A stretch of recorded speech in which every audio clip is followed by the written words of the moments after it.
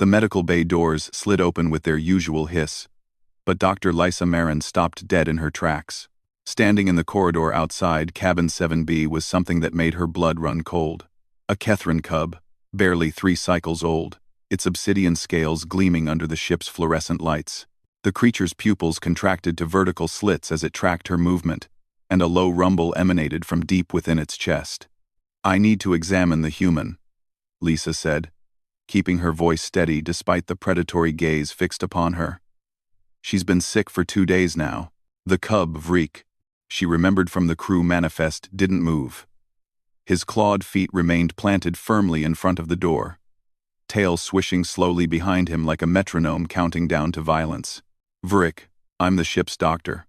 Sarah Chen needs medical attention." The rumbling intensified. Behind him, Lysa could hear movement, more of them.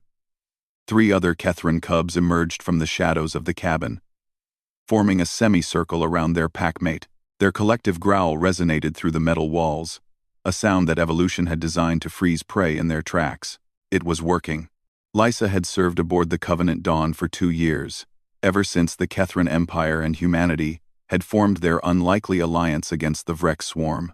She'd treated dozens of species, witnessed the aftermath of battles that would haunt her dreams forever, but nothing had prepared her for this: being denied access to a patient by a group of alien children who could tear her limb from limb without breaking a sweat. "Please," she tried again, holding up her medical scanner. "I just want to help her." Vrik's head tilted, processing her words through his translator implant. His species had evolved as apex predators on a death world where the weak didn't survive to see their 4th cycle. Trust wasn't in their nature. Neither was mercy, but something flickered in those reptilian eyes. Not understanding, exactly, but recognition. A weak voice called from inside the cabin. "Vrik, let her in." The cub's ears flattened against his skull, a sign of distress Lysa had learned to recognize. He didn't move. "She's Pack," the voice continued, followed by a wet cough that made Lysa's medical instincts scream. "Let her through, Pack." The word carried weight in Kethrin culture that no translation could fully capture. It meant family, tribe, and sacred bond all woven together. For a human to be called Pack by a Kethrin was unprecedented. For that human to be Sarah Chen, the ship's xenobiologist who'd been assigned to study the Kethrin cubs 6 months ago, was impossible. Except it had happened. Vrik's stance shifted. The growling ceased. He stepped aside, but his eyes never left Lisa, and she understood the unspoken message. One wrong move, one moment of threat toward Sarah, and permission would be revoked in the most permanent way possible. Lysa entered the cabin and immediately understood why the cubs had been so protective.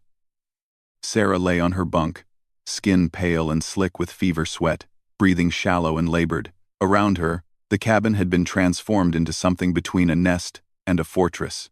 The cubs had dragged blankets, pillows, and heat retention panels from other rooms, creating a warm cocoon around their sick packmate. Empty water containers littered the floor. They'd been keeping her hydrated as best they could. "How long have you been like this?" Lisa asked, running her scanner over Sarah's body. 3 days, Sarah whispered. "Didn't want to worry anyone. Thought it was just fatigue." The scanner beeped urgently. Lysa's stomach dropped. Vorian flu, a respiratory infection common among several species but rarely seen in humans. Sarah must have contracted it during her research. Without treatment, it could be fatal. "I need to get you to medbay, now." Before Lysa could move, Vrik was there, blocking her path to Sarah with his body. The other cubs closed ranks behind him, forming an impenetrable wall of scales and teeth. "She's dying," Lysa said firmly, meeting Vrik's gaze without flinching. "If I don't treat her within the hour, she won't survive the night." "Is that what you want?" The cub's translator crackled with his response. His native language, a series of clicks and growls that the device struggled to interpret. "Many have said they would help. Many have lied. Humans lie."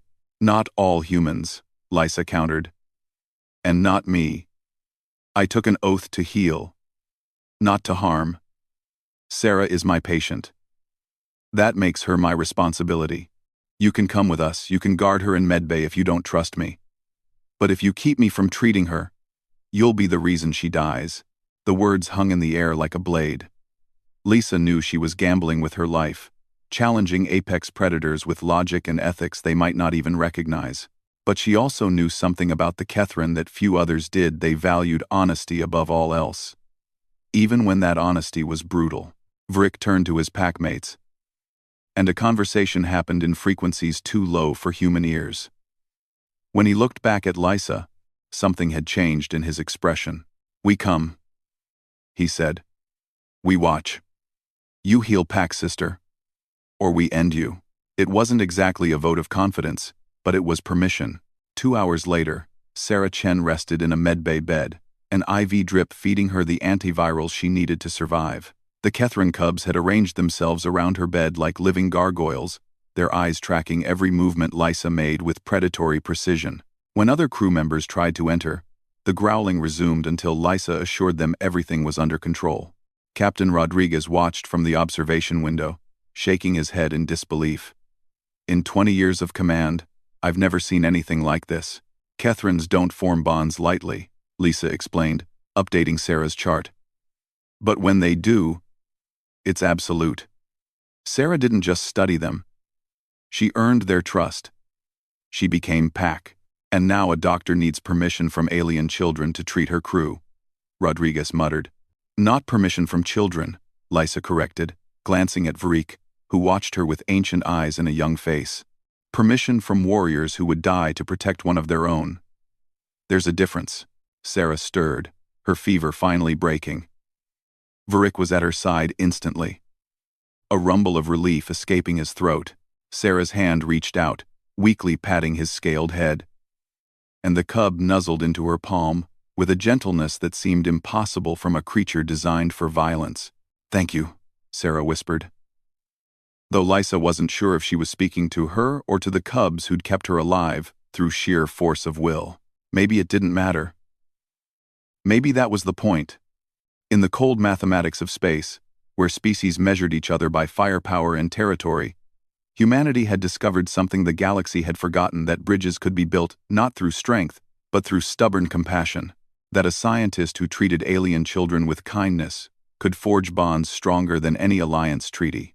And that sometimes, the fiercest guardians were the ones you never expected. Dr. Lisa Marin made a note in her log: "Patient stable, prognosis excellent. Guard detail, excessive, but effective."